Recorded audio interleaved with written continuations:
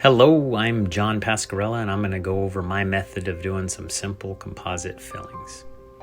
First things first, I get my sand etcher out. I use aluminum oxide to clean off the surface. If you look real close, you can see some of the enamel rods coming off as I clean there. Now we got an awesome surface. To make it bondable, we do selective etching. I'm putting the etch here on the enamel, trying to keep it right there on the enamel. Enamel takes a little bit longer to etch, so get everything coated, and then I go in, get that dentin nice and scrubbed. I do a lot of scrubbing around, make sure I get all the surfaces, get everything as clean and bondable as possible. After a quick rinse, you can see I flipped my light there so it doesn't cure any of the materials. We're gonna make sure we got a nice dry surface, and I go in with my prime. See, I'm going around making sure I get all of those frosty surfaces that were cleaned by the micro etcher and the blue etch. So I spend some extra time really just scrubbing that prime in. Every time you see the micro brush leave the screen, I am dipping it, getting more material there to spread around. Then, oh, I'm not there yet. Still adding more.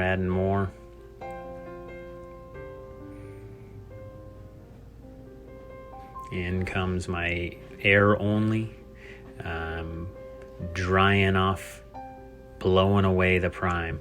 I want to look and see that there's no freely movable liquid. Then on to the bond. Again, putting lots of material in there to spread around. Make sure all surfaces are coated nice and evenly.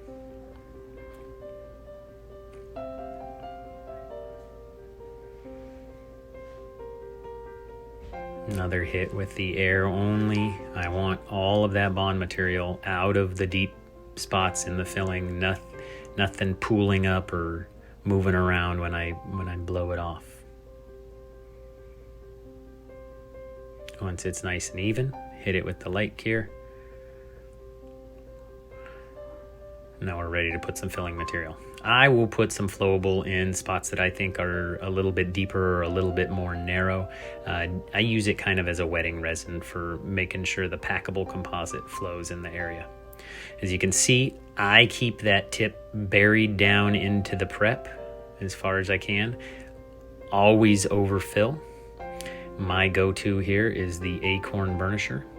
I like to always be putting gingival pressure there, pushing down on the tooth. I start and work clockwise around, always scraping the edge against the uncut enamel, making sure I'm putting in a nice central groove there. It was a nice move to make sure I didn't push the composite interproximally there. You can take a look at that. And that's pretty much it for my burnishing. I go through, do this second tooth.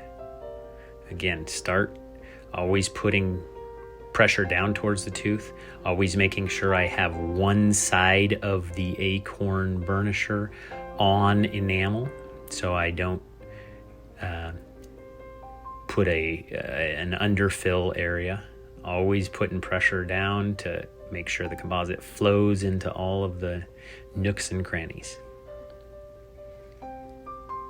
Once I have things kind of ideally formed, right here I will put some excess packable composite right over that buckle groove there, and then I'm going to burnish it into the spot, clean that off.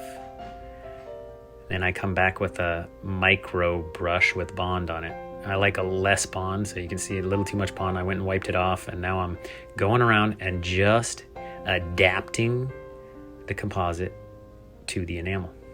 All around, looks good, nice and well formed. Hit it with the curing light, and then in comes Enhance Cup to polish.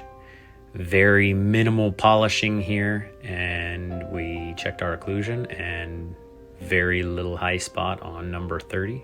Got that all good to go. Thank you so much for watching. Hope this helped and you learned something.